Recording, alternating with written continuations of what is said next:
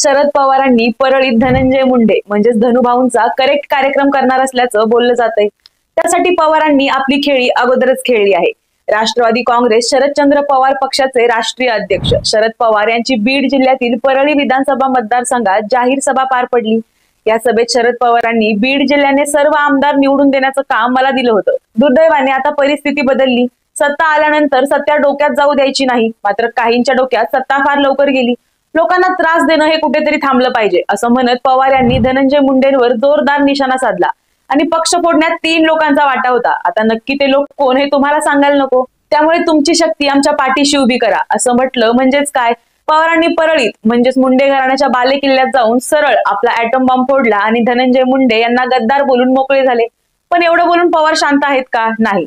पवारांनी मुंडेंना चितपट करण्यासाठी नक्की काय खेळी केली आहे जाणून घेण्यासाठी कमेंट मध्ये दिलेल्या लिंकवरती क्लिक करून तुम्ही आमचा पूर्ण व्हिडिओ